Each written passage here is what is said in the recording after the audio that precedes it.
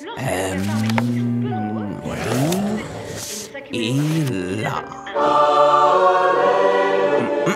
Léonard, toi qui comprends l'harmonie de ce monde et de ses proportions, Oui. il va falloir que tous les humains de toute la planète suivent mes règles. Maître. Oui, c'est moi, le maître.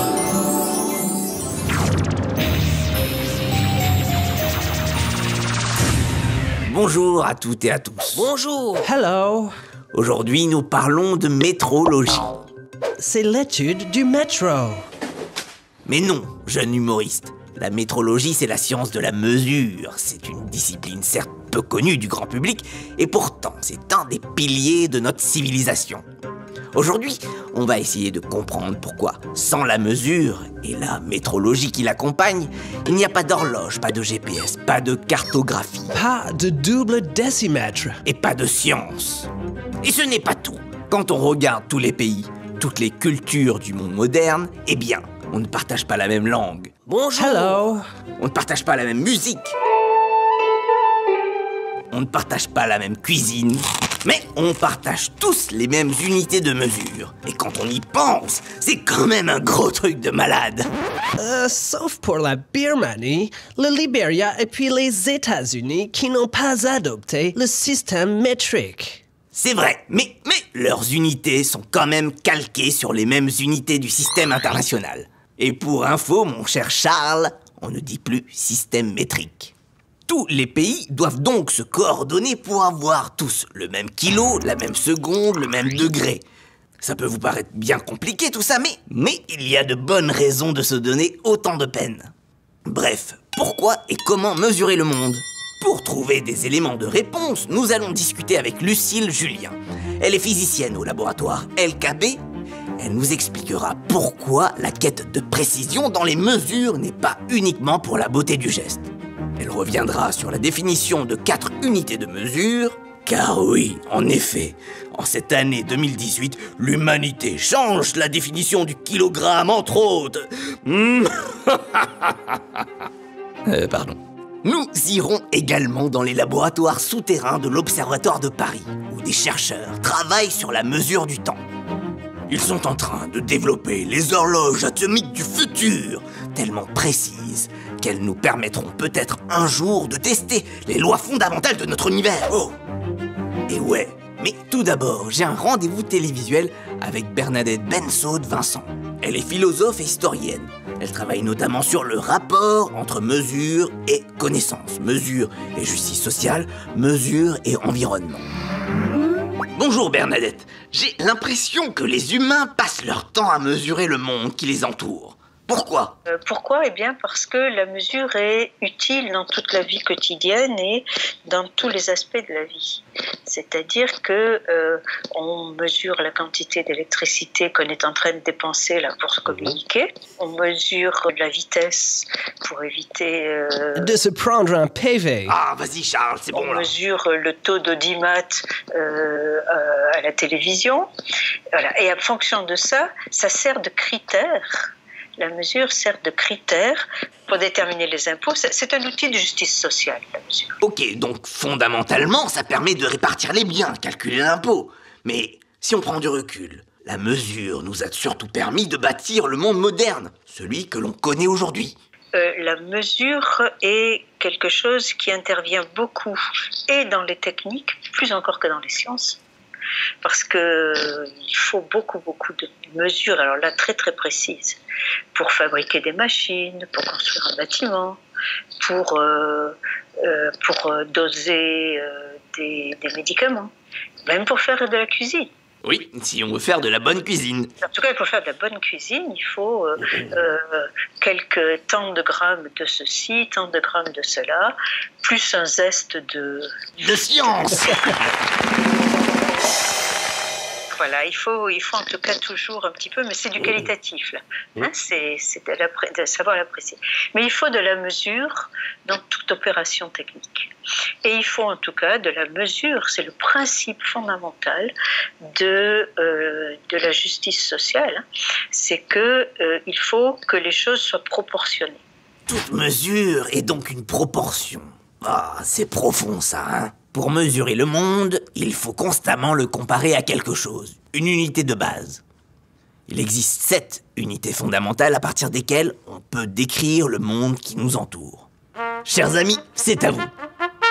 Alors je vous présente L'ampère. pour l'intensité électrique, La mole. pour la quantité de matière, le nombre d'atomes par exemple, Le mètre. bien entendu pour les distances, Le Kelvin. pour la température, La seconde. pour le temps, La candela. pour l'intensité lumineuse, Et le kilogramme. pour la masse. En cette fin d'année 2018, l'humanité a changé sa définition de 4 de ces unités.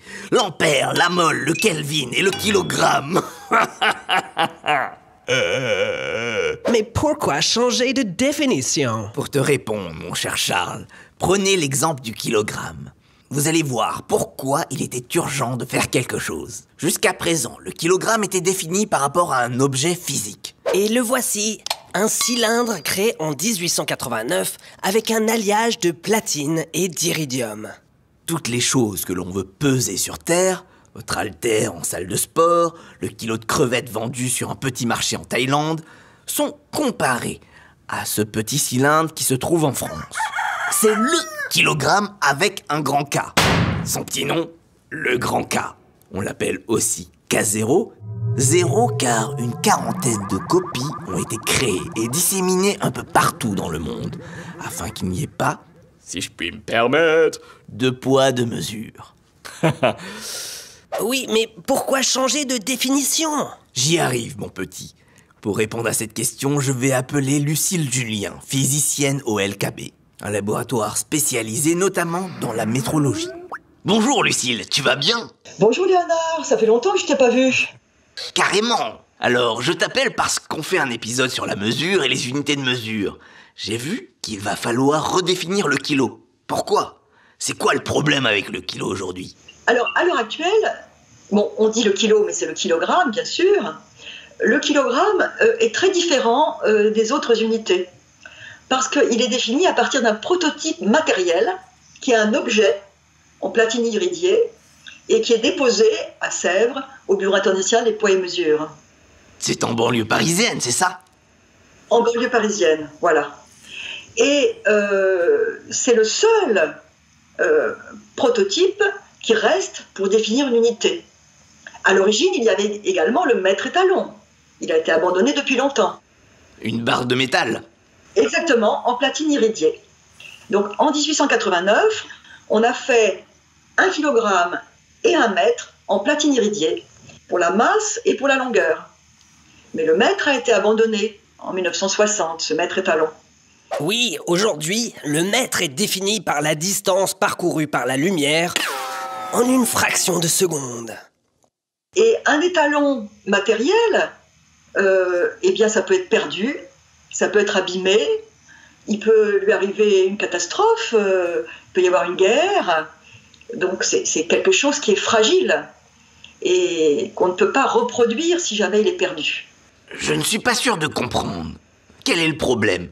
Si on le perd, on le refait, tranquille. Les mesures qu'on a faites avec lui, on ne pourra pas les comparer aux mesures qu'on fera avec un nouveau prototype. On aura toujours un doute. Le prototype sera différent. Tandis que quand on fait une horloge à césium, pour donner la seconde, eh bien on peut la faire partout.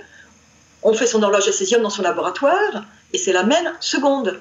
Ok, mais si on ne peut plus utiliser une masse de référence, qu'est-ce qu'on peut utiliser de plus stable? Alors, donc, on peut trouver un objet qui n'a pas été réalisé par les humains. Un objet qui est là dans la nature et dont on pense qu'il est vraiment stable, indépendant de nous et de notre réalisation. Par exemple, la réalisation du prototype, elle est forcément imparfaite. Tandis qu'il y a des choses dans la nature dont on pense qu'elles sont fixe. Oh, une constante, quoi! Du coup, quelle constante va définir le kilogramme? Alors, la constante qui va être cachée, là, dans la définition du kilogramme, c'est la constante de Planck. C'est une constante importante de la physique qui joue un rôle prépondérant pour tout ce qui est les phénomènes quantiques. Voilà. Donc, la constante de Planck est la constante de la physique quantique. Mais c'est de toute beauté! Quand je vais peser mon kilo de patates, il va être lié à la physique quantique maintenant. Exactement, exactement. Et cette constante de Planck va aussi jouer un rôle clé pour les unités électriques. Donc la métrologie, c'est une science particulièrement liée au quotidien. Mais, il me semble qu'elle vous sert également pour d'autres types de mesures. Oui, alors sous le mot métrologie, eh bien, se cachent différents visages. Il y a la métrologie quotidienne, effectivement. Quand vous achetez votre essence à la pompe à essence, il faut être sûr que les litres qu'on vous vend, ce sont vraiment des litres. Donc ça, c'est important, il faut que la pompe ait été étalonnée. Ça, c'est la vie quotidienne. Et puis, il y a la métrologie vue par les chercheurs, comme dans notre équipe, où nous mesurons avec une très grande précision pour aller, traquer les théories physiques dans leur dernier retranchement. Oui, on va en parler, mais revenons aux unités et leur définition. Le but de cette redéfinition des unités, c'est que tous les pays soient un peu maîtres de leurs mesures, non? C'est en France que sont nés le mètre et le kilogramme, au moment de la Révolution française. Et donc, il y avait derrière ce mètre et ce kilogramme un idéal d'universalité que portaient les révolutionnaires français. L'idéal d'universalité des révolutionnaires portait sur tous les humains. On avait défini le mètre à partir du méridien terrestre, pour que ce soit pour tous les hommes de la Terre. Maintenant, redéfinir les unités à partir des constantes fondamentales de la physique, c'est quelque chose qui va bien au-delà de notre Terre. Si un jour nous rencontrions des êtres extraterrestres, nous pourrions leur expliquer nos unités de mesure. Ils pourraient comprendre. Et on sera nous aussi sur la même longueur d'onde. En un sens, oui, puisque nous avons choisi des objets qui ne sont pas liés spécifiquement à notre bonne vieille Terre. Merci, Lucille. Si on doit commercer avec des civilisations extraterrestres, on sera bien préparé. Lucille Julien a commencé à nous parler de l'utilité de la métrologie pour pousser les limites de nos théories physiques. C'est grâce notamment à une mesure du temps de plus en plus précise que l'on peut étudier des phénomènes qui se déroulent très vite dans le temps. On peut le voir dans un reportage du CNRS sur les nouveaux mètres du temps. Les scientifiques travaillent sur le développement d'horloges atomiques encore plus précises que celles d'aujourd'hui. Enfin, il faudrait plutôt dire plus exactes. Regardez. La quête de précision n'est pas près de s'arrêter. Et c'est dans les souterrains de l'Observatoire de Paris que les chercheurs inventent les horloges atomiques du futur. Alors, cette horloge est plus précise, mais elle est plus jeune. Donc, pour pouvoir remplacer les horloges césium, il faut qu'elle gagne en maturité, qu'on puisse la faire fonctionner 24 heures sur 24, 7 jours sur 7, et qu'elle puisse être reliée aux autres horloges qui sont développées dans les autres laboratoires de métrologie. Le césium pourrait bien se faire détrôner par le strontium, qui bat 10 000 fois plus rapidement. Alors qu'il faudrait 100 millions d'années pour qu'une horloge au césium glisse d'une seconde, une horloge à strontium, elle, garderait le rythme pendant 10 milliards d'années. Des horloges tellement puissantes que les chercheurs espèrent pouvoir les utiliser un jour pour tester avec une nouvelle précision les lois fondamentales de la physique. La théorie de base de la physique s'appelle le modèle standard. Donc c'est cette théorie qui décrit toutes les particules et leurs interactions. Et il y a des observations astronomiques qui remettent en cause, du moins mettent à défaut ce modèle standard, en introduisant de nouvelles particules, une nouvelle énergie qu'on appelle l'énergie noire ou la matière noire. Et grâce aux horloges qui mesurent des échelles de temps très très précises, on peut observer des tout petits défauts dans la physique actuelle et essayer de valider ces théories qui vont au-delà du modèle standard. Donc, pourquoi mesurer le monde? Parce que c'est en mesurant ce qui nous entoure que l'on découvre ses secrets. C'est aussi grâce à la mesure que l'on peut fabriquer tous les éléments de notre monde moderne. Et comment mesurer le monde? Eh bien, grâce aux unités qui sont redéfinies régulièrement au rythme de nos avancées technologiques. Aujourd'hui, nos unités sont enfin toutes basées sur des constantes de l'univers. En s'appuyant sur ces nouvelles définitions, nous pourrons faire des mesures toujours plus précises. Ça peut vous sembler réservé aux laboratoires de recherche, c'est vrai. Mais, c'était pareil il y a 50 ans lorsque la seconde a été définie selon les vibrations d'un atome de césium. Et cette mesure du temps ultra précise nous permet aujourd'hui de faire fonctionner nos GPS, nos microprocesseurs et tous nos échanges par l'Internet. Alors, que va nous apporter une mesure ultra fine du kilogramme, du Kelvin ou de l'ampère? Pour l'instant, on ne le sait pas encore, mais ce qui est sûr, c'est que ça nous ouvre des portes vers de nouvelles découvertes. Et en même temps, et ça me rassure, ça montre que parfois, tous les pays peuvent se mettre d'accord sur une chose dans le but de faire avancer les causes de l'humanité. Et je mesure mes mots. À bientôt.